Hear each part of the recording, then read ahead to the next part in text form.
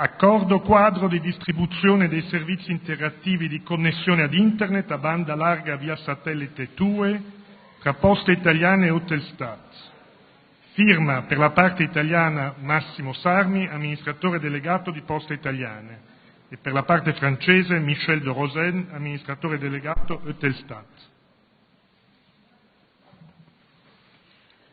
Accord cadre de distribution des services interactifs de connexion à Internet à haut débit par satellite TUE entre Poste Italiane et Eutelsat.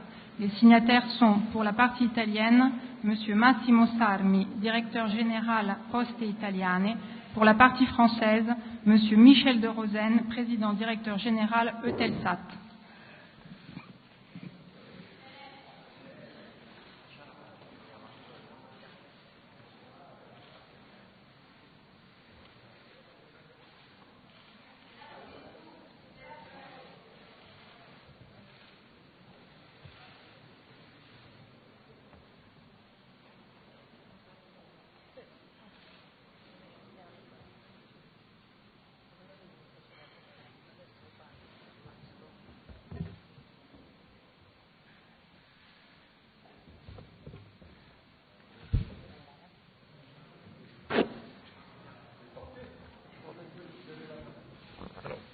Je crois que nous ne sommes pas supposés dire un mot, mais je voulais seulement souligner que, Monsieur le Premier ministre, le satellite que j'ai posé à côté de votre chaise a été construit par Astrium à Toulouse. C'est un satellite français qui est opéré par des équipes italiennes à Turin.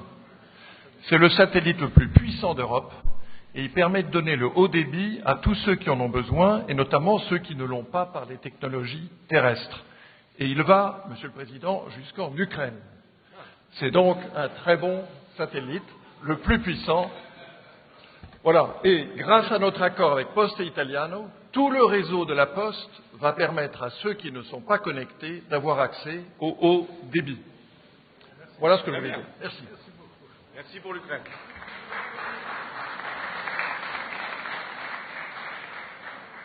Firma del protocollo d'intesa per la commercializzazione di 10 lanciatori Vega tra l'ESA, Arianespace e la società italiana ELV, e firma della lettera d'ordine di Arianespace per l'avvio della produzione dei lanciatori.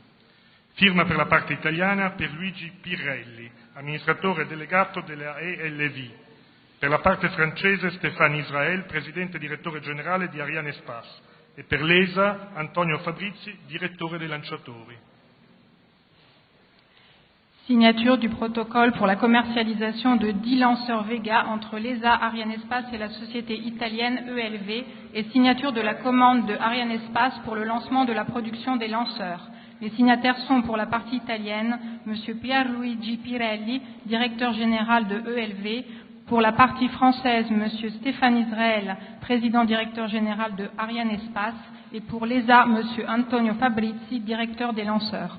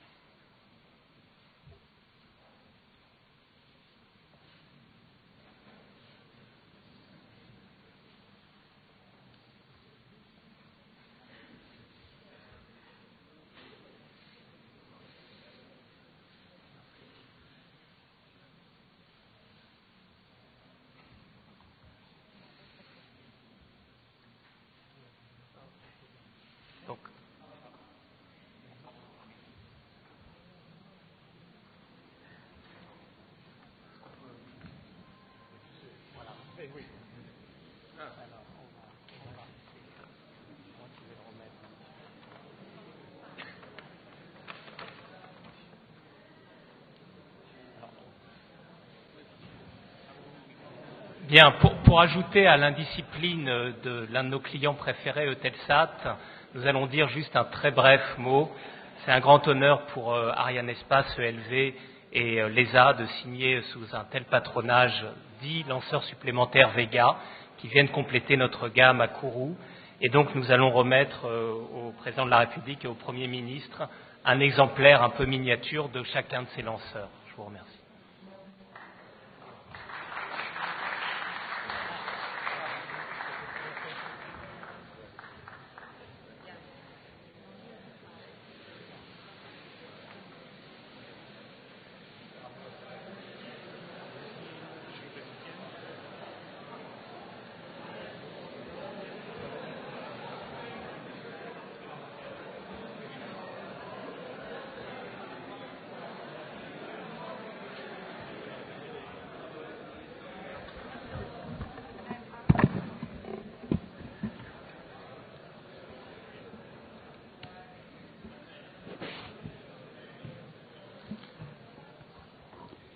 Ha ora luogo la conferenza stampa del Presidente del Consiglio dei Ministri, onorevole Enrico Letta, e del Presidente della Repubblica francese, François Hollande.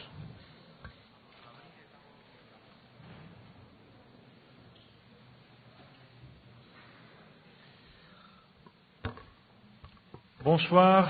Premièrement, je me suis réjoui avec François pour son soutien hier soir au résultat de l'équipe de France. Ça a été très important parce qu'un championnat du monde sans France et Italie n'aurait été pas possible. Donc je suis très content du fait que vous y êtes aussi et naturellement j'espère de se revoir en finale et d'être ensemble une autre fois encore.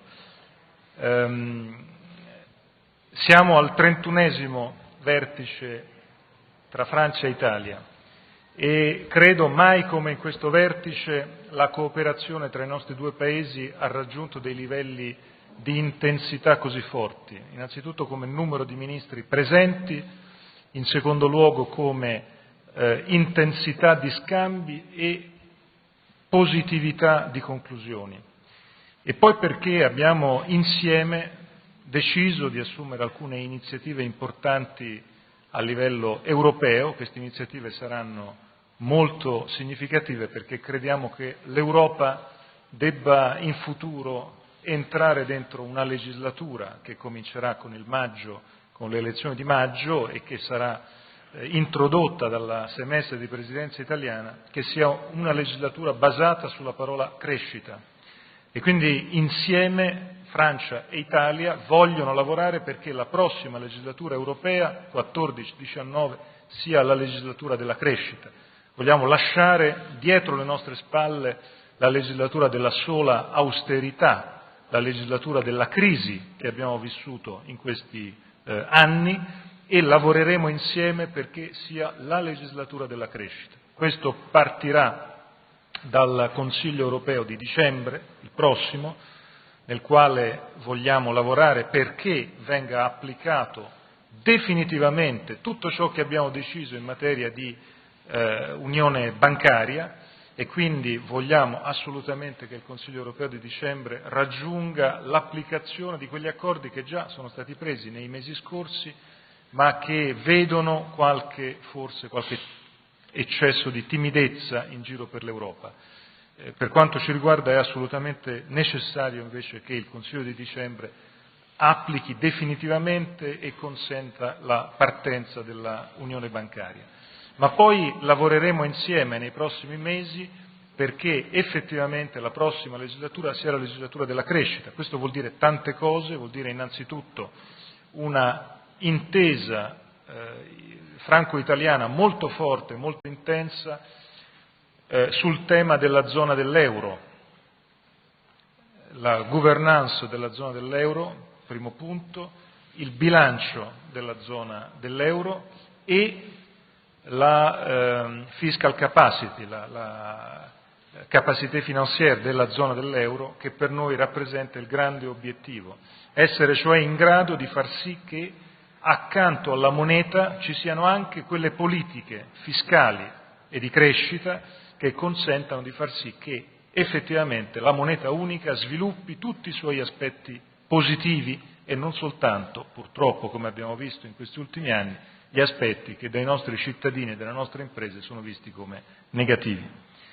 Ecco perché questo grande tema, legislatura della crescita, per quanto ci riguarda sarà il mantra del prossimo periodo, sarà il titolo del semestre di presidenza italiano e abbiamo deciso di lavorare in modo tale che il semestre di presidenza sia italiano ma sia anche italo-francese il più possibile, perché il grado di intesa su tutti i temi, la questione per esempio del mettere al centro le politiche migratorie, in particolare quelle del Mediterraneo.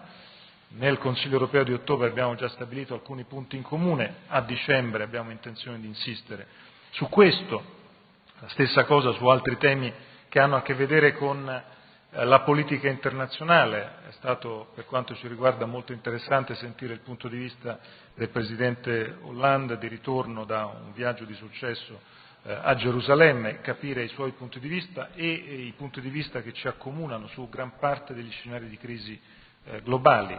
Abbiamo parlato di Libia, la grande preoccupazione per una situazione istituzionale e statuale più che debole in Libia e la necessità di lavorare invece per un rafforzamento istituzionale che vede Italia e Francia sulla stessa lunghezza d'onda. Stessa cosa per la Siria, con la necessità di applicare la risoluzione delle Nazioni Unite sulla messa al bando delle armi chimiche e naturalmente su tutti gli altri scenari importanti dei quali hanno parlato in particolare i ministri Fabius e Bonino. Credo che sia stata molto importante il nostro vertice bilaterale anche per tanto rafforzamento del lavoro comune nei tanti settori che hanno visto i diversi ministri coinvolti. I ministri erano tanti, sono stati tanti e credo che questo sia la dimostrazione di un buon lavoro comune che abbiamo fatto e del fatto che vogliamo assolutamente completarlo.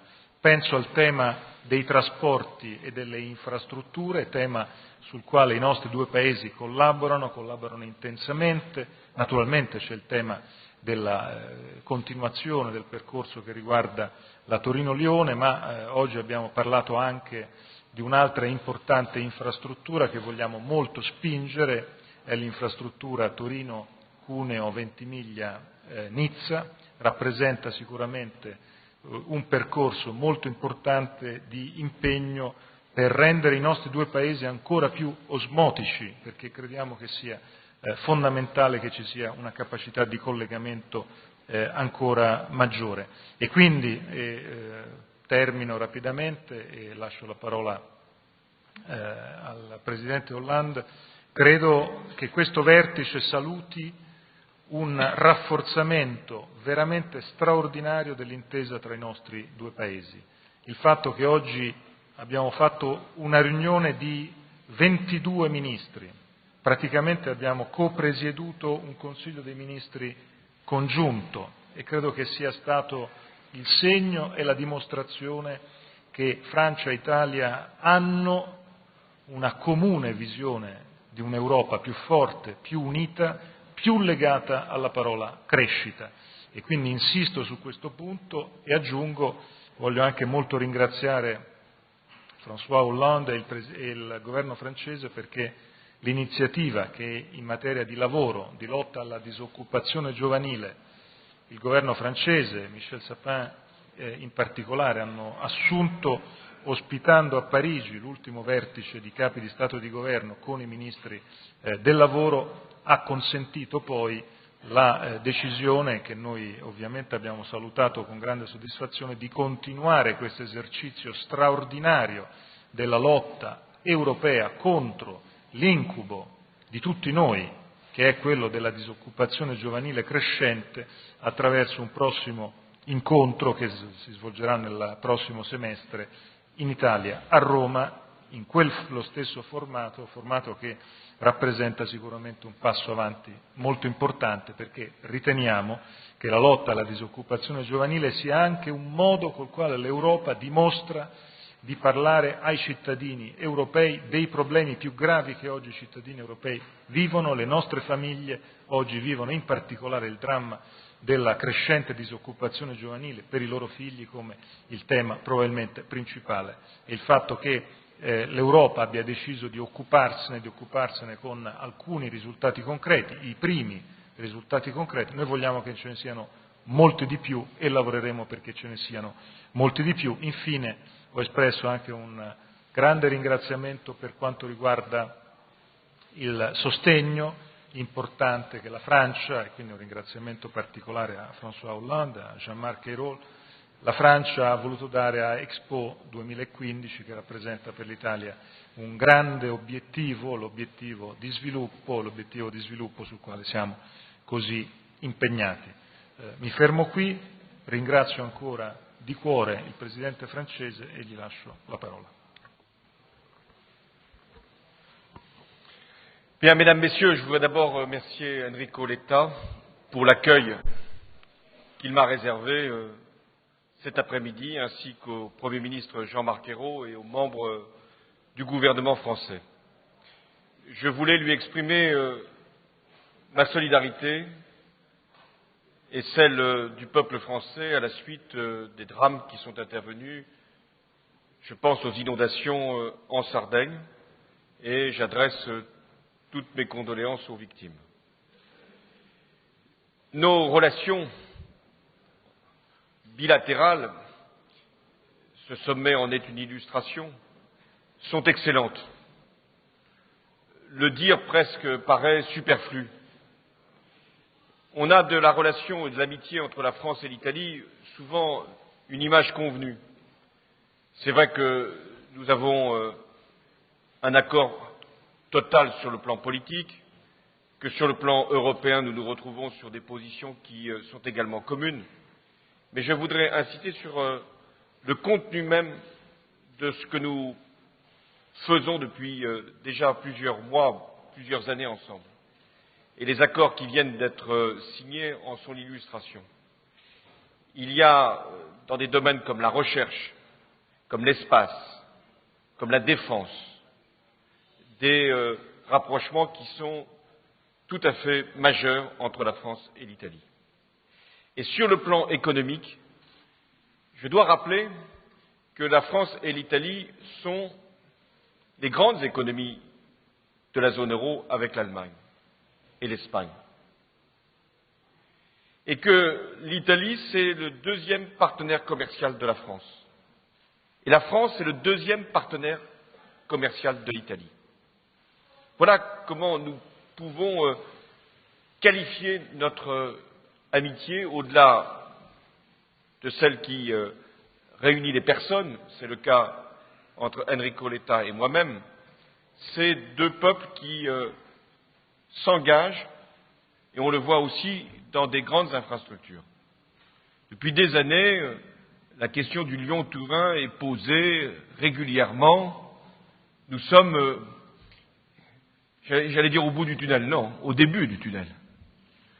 Mais enfin, que de travail a-t-il fallu pour en arriver là?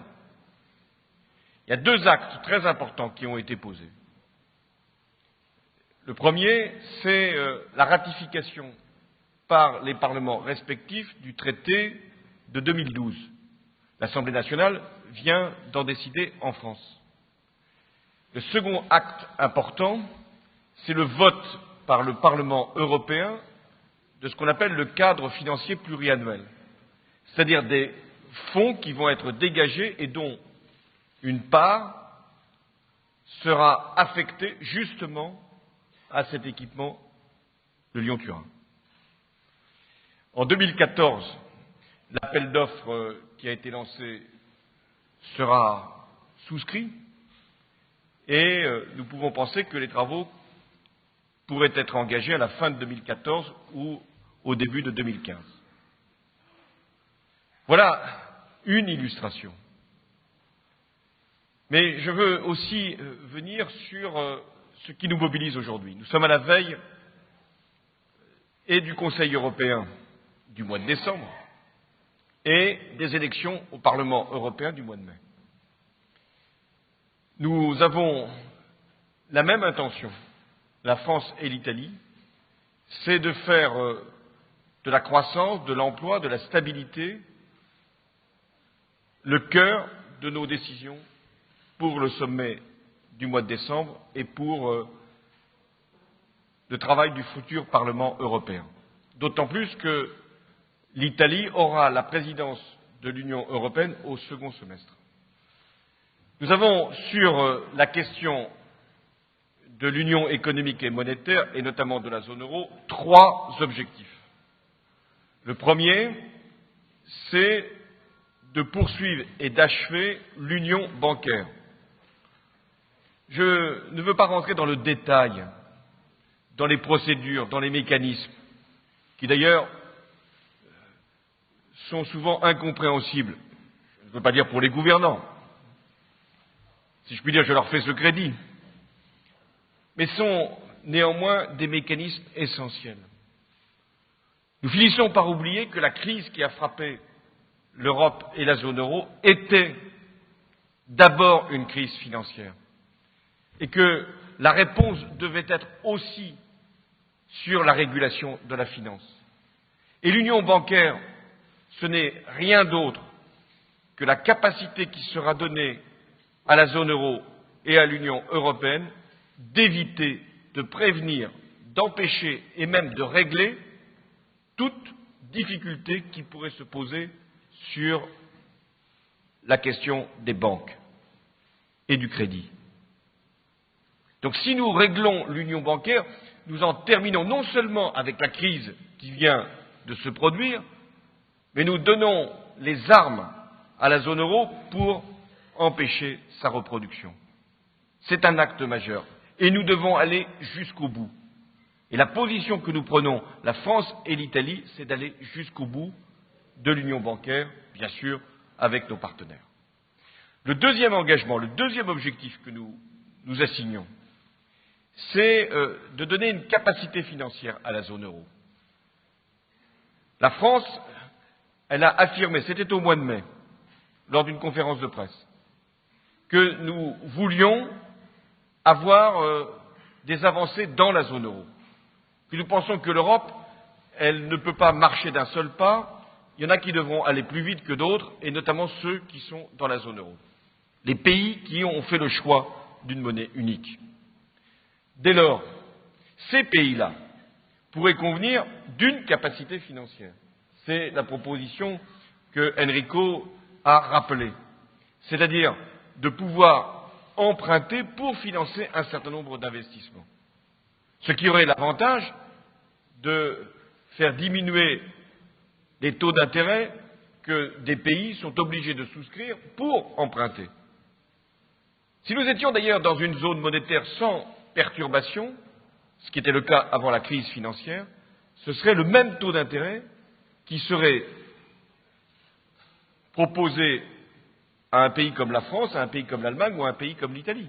Le même taux d'intérêt, c'est ce qui existait avant. Donc nous devons retrouver la stabilité nécessaire, mais aussi une capacité financière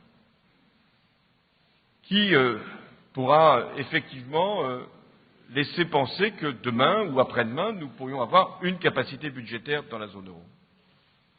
Le troisième objectif, c'est d'avoir une gouvernance de la zone euro, c'est-à-dire un président de l'Eurogroupe qui puisse être nommé pour une certaine durée et avoir cette fonction-là en exercice à plein temps.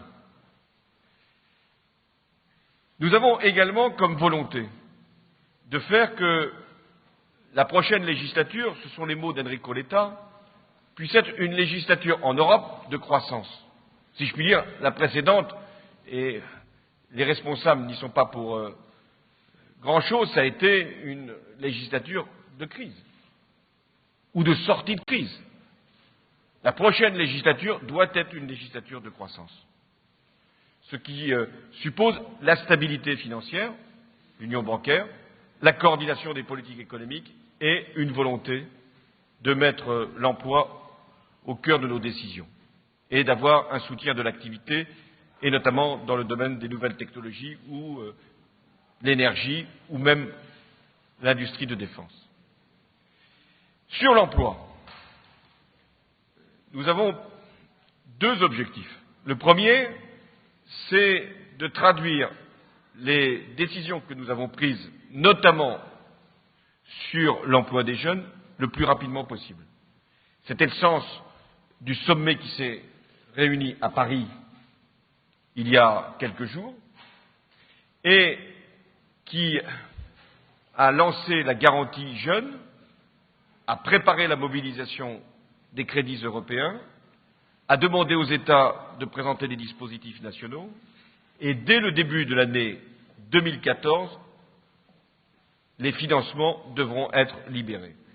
Et le sommet qui pourrait se tenir, qui se tiendra au printemps prochain à Rome, veillera à évaluer la bonne exécution de ces crédits et à donner une ampleur nouvelle aux politiques que nous proposons pour les jeunes. Le deuxième objectif en matière d'emploi, c'est d'éviter qu'il y ait un dumping social. Nous ne pouvons pas accepter des distorsions. Nous ne pouvons pas admettre que des directives soient détournées de leur objectif et de leur sens. Je pense notamment à la directive détachement, qui aboutit à ce que des employeurs utilisent une main-d'œuvre sans la rémunérer, comme il est prévu pourtant par les traités, c'est-à-dire selon les règles du pays qui accueille.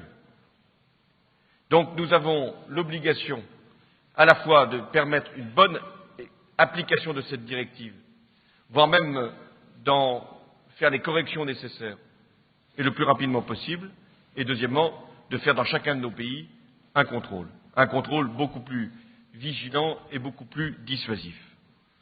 Je veux terminer mon propos pour dire que l'engagement européen, notamment par rapport à l'élection qui va avoir lieu au mois de mai, est majeur. Ce qui est en cause, c'est maintenant l'avenir même de l'idée européenne. Ce qui va être proposé aux électeurs, ce n'est pas simplement de savoir si nous devons faire un peu plus ou un peu moins d'Europe, c'est de savoir si nous voulons l'Europe ou si nous n'en voulons plus. Nous avons décidé, et je parle ici à Rome, là où a été signé le traité qui a créé le marché commun, nous avons décidé de faire l'Europe, ce qui suppose de l'orienter dans la bonne direction et de faire des avancées. L'Europe, quand elle s'arrête, elle tombe. Donc elle doit avancer. Et c'est la responsabilité de deux pays fondateurs de l'Europe, l'Italie et la France, que de le rappeler aujourd'hui. Nous avons juste évoqué, sur le plan de la politique étrangère, un enjeu qui nous est commun, qui est la Méditerranée. Et aujourd'hui, la préoccupation que nous avons, notamment du côté de la Libye, c'est de remettre, là aussi, de la stabilité et de l'ordre. Le risque étant que le chaos puisse avoir des conséquences extrêmement graves. Enrico a parlé de la Syrie et de l'Iran, je me suis déjà exprimé sur ces sujets et nous partageons les mêmes objectifs. Voilà pourquoi j'ai été très heureux de participer à ce sommet en attendant le prochain. Merci.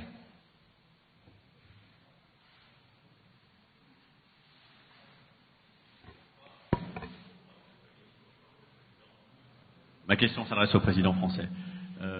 Le Premier ministre Jean-Marc Ayrault, ici présent, a annoncé une remise à plat de la fiscalité française. Il a rendez-vous avec les partenaires sociaux dans les prochains jours. Question, prenez-vous l'engagement, Monsieur le Président de la République, que cette réforme ira à son terme, qu'il y aura une loi sur une réforme profonde de la fiscalité en France l'année prochaine ou sous votre quinquennat? Et dans le cadre de cette réforme, considérez-vous que la fusion impôt sur le revenu CSG est de nature à introduire davantage de justice fiscale quand certains redoutent que le résultat revienne à faire peser davantage de fiscalité sur les classes moyennes? Merci. La réforme fiscale est un engagement que j'ai pris durant la campagne présidentielle. La réforme fiscale, elle a été pour partie engagée, mais elle doit être poursuivie tout au long du quinquennat. Ce qu'a proposé le Premier ministre, c'est d'abord de rencontrer les partenaires sociaux, ça c'est la méthode.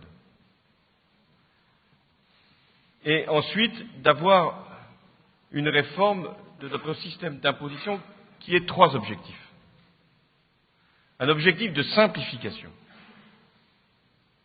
un objectif de clarification et un objectif de justice. La réforme fiscale, c'est aussi une réforme structurelle, une réforme de compétitivité. C'est d'ailleurs pourquoi il avait été proposé à l'ensemble des partenaires sociaux une évolution du financement de la protection sociale, comme au moment de la réforme des retraites, il avait été évoqué les assises de la fiscalité pour les entreprises. Donc il y a là un engagement qui se traduit et qui prendra le temps qui est nécessaire, c'est-à-dire le temps du quinquennat, mais qu'il est très important de préparer dès aujourd'hui.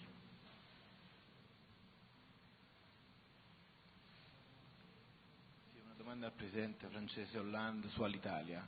Air France ha già comunicato di non voler partecipare all'aumento di capitale.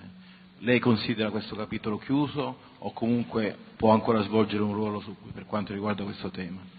E invece una domanda al Premier Letta sugli incidenti che questo pomeriggio ci sono stati riguardanti appunto la TAV, qual è la posizione naturalmente dell'Italia su questa opera infrastrutturale e soprattutto quale sarà la risposta dello Stato?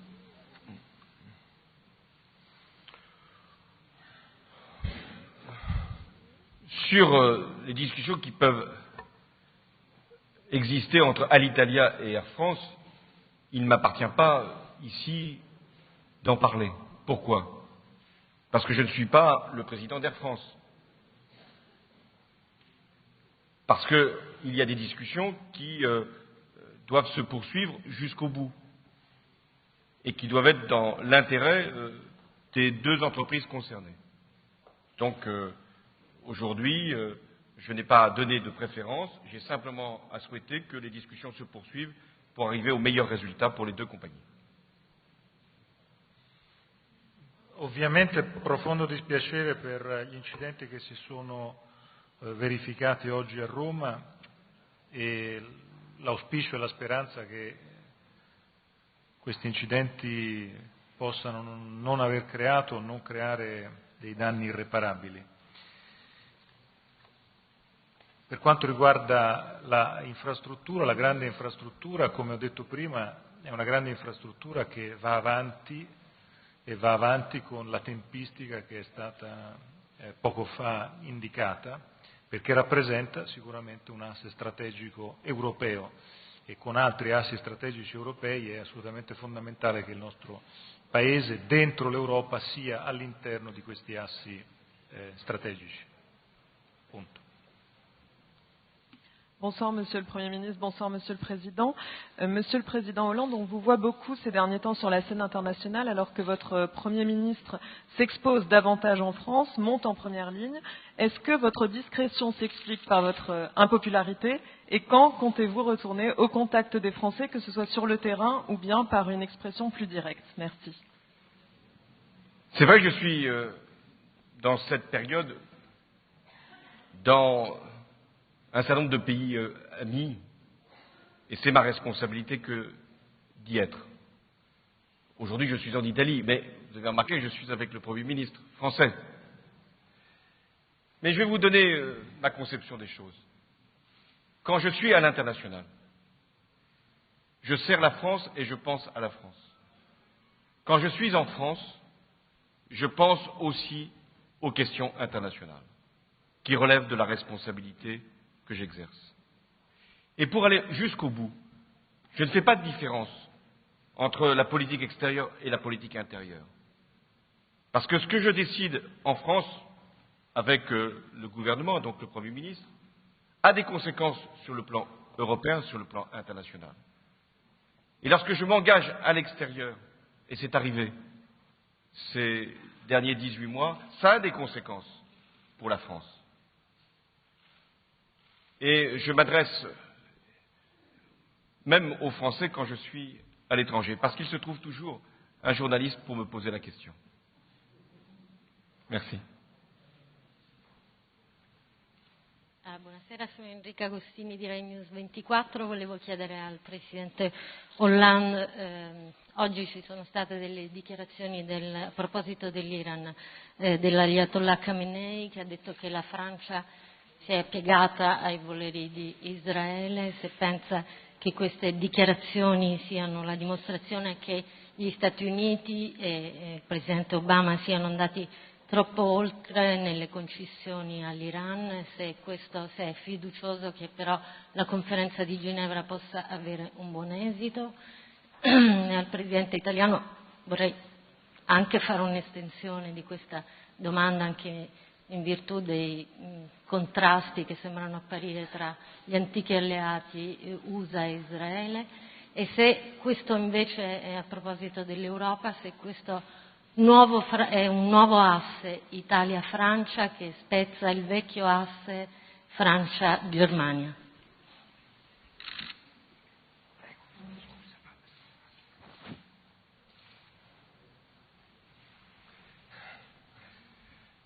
Je voudrais parler à la place du président d'État, ce sera plus simple.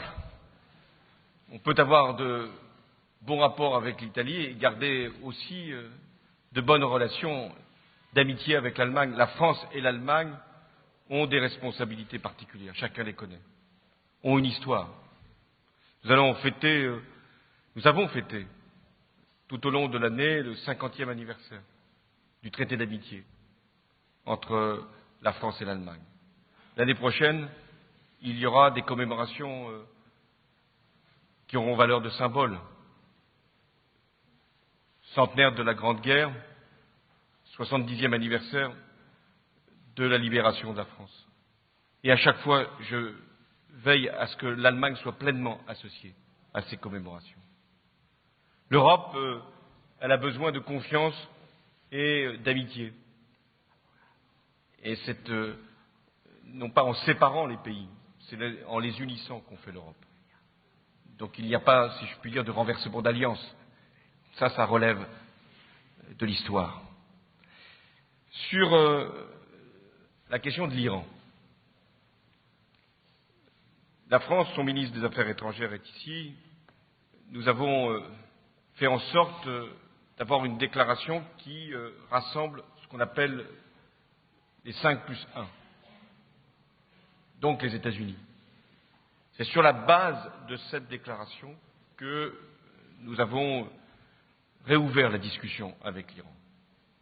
Mais il est vrai que les propos de M. Khamenei ne peuvent pas aller dans le sens de l'apaisement et de la compréhension. Donc l'Iran doit apporter des réponses et pas apporter un certain nombre de provocations.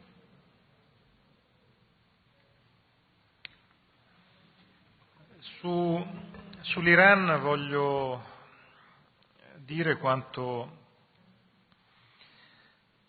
noi guardiamo con cautela, prudenza, ma anche grande speranza al fatto che oggi un nuovo presidente, come il presidente Rouhani, abbia iniziato un percorso di apertura. Questa apertura sarà vincente, sarà reale, porterà conseguenze stabili? Non lo sappiamo. Lo speriamo però, lo speriamo molto, perché credo che abbiamo tutti vissuto come una grande sconfitta la chiusura che l'Iran ha vissuto in questi anni ed è stato un fatto negativo per l'intera comunità internazionale. Quindi noi guardiamo con speranza. Il ministro Bonino ha incontrato qui a Roma il ministro degli esteri iraniano nei giorni scorsi, io stesso ho incontrato il presidente Rouhani e François ha fatto lo stesso a New York durante la sessione generale delle Nazioni Unite.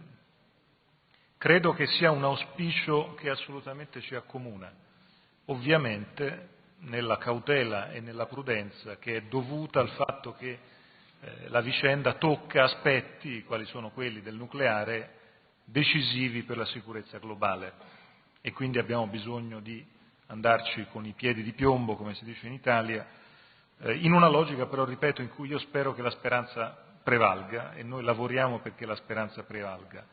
E quanto agli assi europei, non è questione di assi europei, è questione, credo, di fare comprendere a tutti ciò che è stato il cuore della discussione del nostro vertice franco-italiano.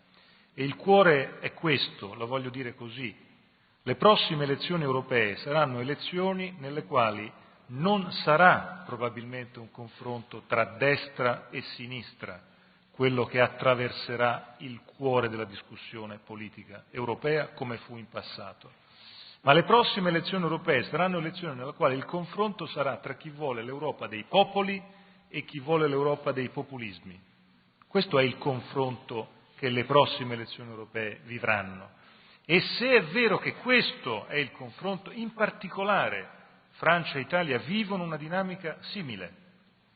E questa dinamica simile ci deve vedere impegnati, molto impegnati, a far sì che le prossime elezioni arrivino in un momento in cui l'Europa riesca ad impostare una missione, la missione della crescita, che sia appunto percepita dai cittadini in modo diverso da come i cittadini hanno percepito l'Europa in questi mesi e in questi anni.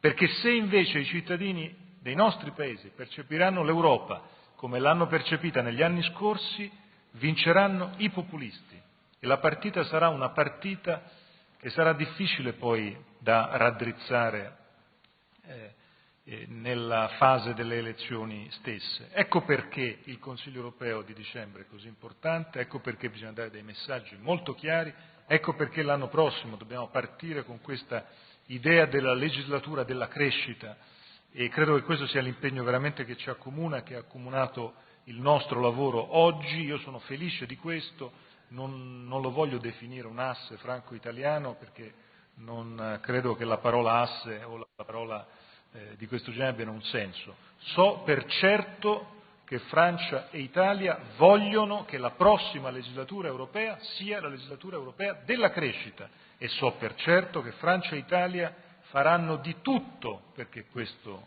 accada e lavoreranno insieme per trascinare il maggior numero di paesi europei per arrivare a questo obiettivo. Questo è il motivo per il quale noi mettiamo a disposizione di questo grande obiettivo la Presidenza italiana, il semestre di Presidenza italiana e credo che sia un obiettivo per il quale valga la pena non soltanto fare un buon lavoro tecnico, ma io direi di più, vale la pena prendere il vessillo, lo stendardo di una grande battaglia che è tutta politica, che non è tecnica, è una grande battaglia politica a favore dell'Europa dei popoli e se non capiamo che questa battaglia dobbiamo prenderla con un grande impegno, non ci rendiamo conto del grandissimo rischio che corre l'Europa nei prossimi mesi. Io credo che Francia e Italia questo rischio e questo pericolo lo vedono benissimo e Francia e Italia vogliono assolutamente combattere questa battaglia per l'Europa dei popoli. Grazie.